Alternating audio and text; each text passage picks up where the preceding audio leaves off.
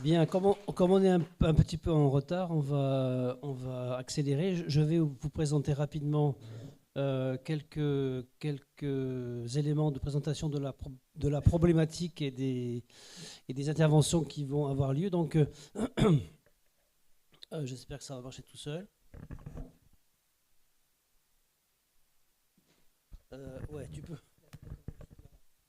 Celle-là.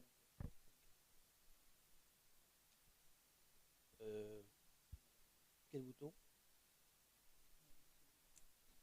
Attends, j'ai pas vu. C'est lequel? Ah oui, d'accord. Alors, tout d'abord, nous devons excuser des organisations qui n'ont pas pu être présentes aujourd'hui. On sait que c'est un samedi de Pâques, donc les gens ont été pris par d'autres obligations, notamment l'agglomération du Grand Narbonne, la Chambre d'agriculture de l'Aude et l'Office national des forêts, avec qui j'ai beaucoup discuté pour préparer ce forum et qui malheureusement n'a pas pu être présent.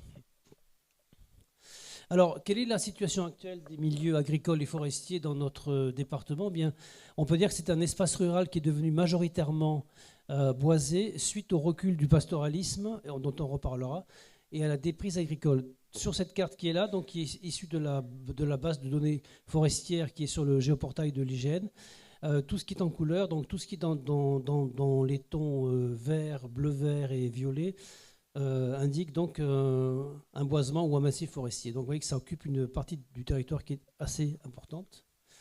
C'est aussi un espace rural qui est riche en biodiversité. C'est l'un des grands enjeux de cette question. Donc toutes les taches de couleur vert, vert clair ou jaune représentent des zones naturelles à statut.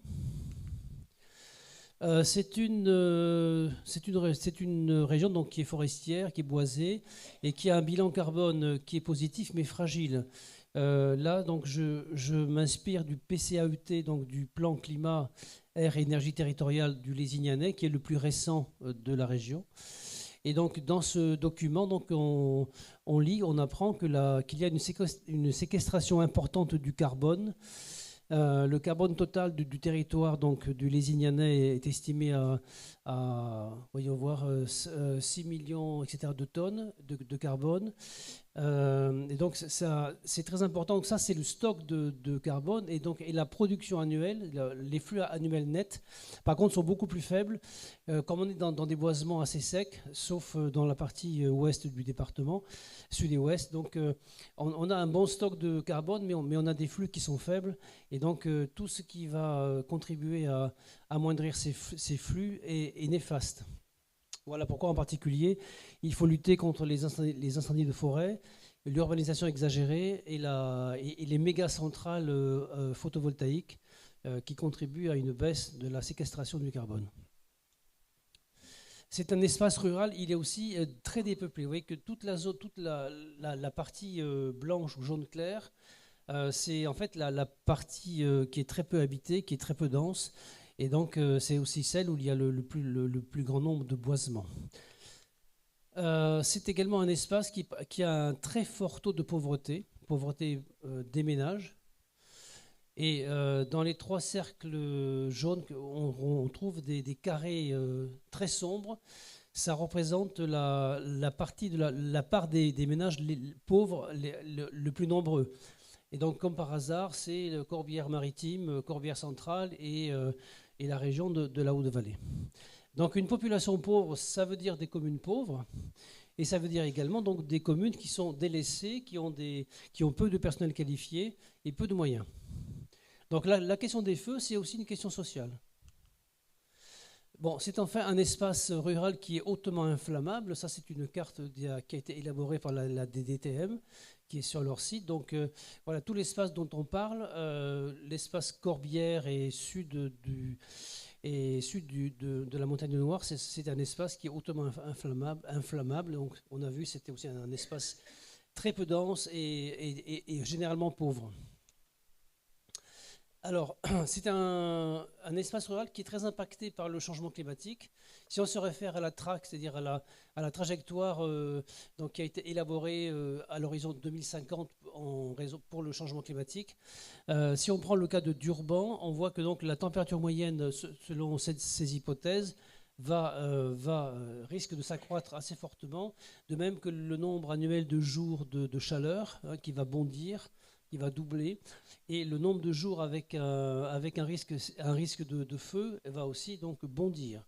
Donc là aussi, on doit faire attention à ces évolutions qui sont en train d'être élaborées. La source de cette information, c'est un site que tout le monde peut consulter qui s'appelle Climadiag Commune sur le site de Météo France. Alors, si on revient donc au mois d'août 2025, donc on a connu un incendie hors norme, mais quand même attendu entre guillemets, hein. Ça veut dire qu'il y avait pas mal d'indicateurs, notamment au niveau des forestiers, au niveau de l'ONF, qui donc disait que voilà, il allait se passer quelque chose de très grave parce qu'il y avait une accumulation de combustible. Il y avait voilà, tout un tas tous les facteurs qu'on a évoqués, la déprise rurale, etc., allaient se conjuguer donc, voilà, à un phénomène météorologique pour risquer de provoquer un incendie majeur, et ça a été le cas. Le premier graphique qui est là, on voit la barre rouge qui est à droite, c'est celle de 2025. Donc ça montre l'ampleur des feux par rapport à la moyenne des années passées. Et donc le deuxième graphique qui est en dessous montre que depuis une vingtaine d'années, le nombre de feux est en croissance modérée. Mais est en croissance forte, je me trompe, le nombre de départs de feu est en croissance très forte, mais la superficie brûlée est en croissance modérée. Ça veut dire que l'effort, le résultat du travail des interventions des pompiers est efficace, puisque le nombre de feux augmente, mais la superficie, elle augmente moins. Donc ça, c'est quand même un bon élément. Voilà, donc 2025, donc c'est une année dramatique sur le front des feux. Cette carte qui est issue du site Copernicus montre donc toutes les zones qui ont été brûlées donc, en 2025.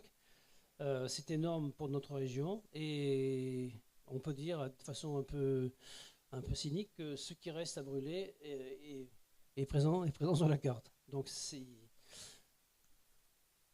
Alors, les enjeux face au risque accru de feu de feu de forêt, eh bien, voilà, nous pensons qu'il faut développer toutes les formes de prévention. On en reparlera donc avec plusieurs orateurs, mais réaliser efficacement le plan départemental de protection contre les feux de forêt. Le plan actuel, il est presque à sa fin. Donc, nous savons que les services de la DDTM préparent le plan suivant. Il faudrait également mieux faire appliquer les OLD. Donc là, c'est une remarque qui s'adresse aux maires en général.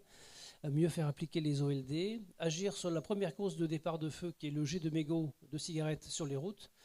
Je n'ai pas de solution, mais c'est un problème qu'il faut adresser, comme on dit, auquel il faut trouver un remède. On estime qu'il y a jusqu'à 135 mégots jetés par jour sur la D613 qui traverse les Corbières.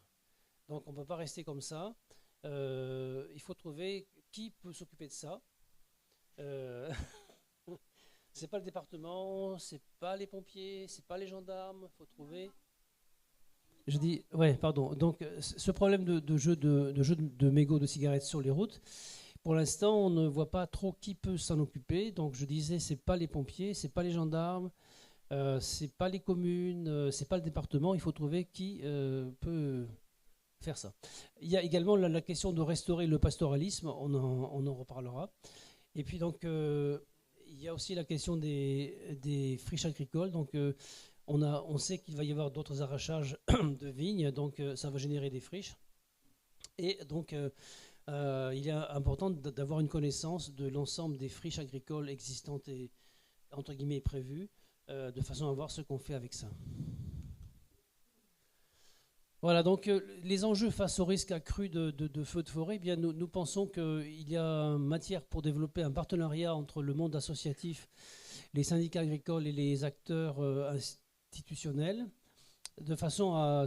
Nous pensons ça, donc on va en parler ensemble, de participer à la définition des stratégies, à la mise en place des actions et au suivi des programmes, d'aider les acteurs institutionnels, notamment les mairies, dans la prévention des incendies, et développer une culture du risque et la mémoire du feu. Alors, le déroulé des interventions par rapport au programme que vous avez reçu, il y a une petite différence. Stéphane Thomas, notre ami Stéphane Thomas, doit prendre un petit moment pour régler un problème technique avec son intervention. De ce fait, il interviendra plus tard dans l'après-midi. De ce fait, donc, je demande donc à l'orateur suivant qui était prévu, voilà, donc, Monsieur Piolin, de bien vouloir, puisque votre présentation est prête,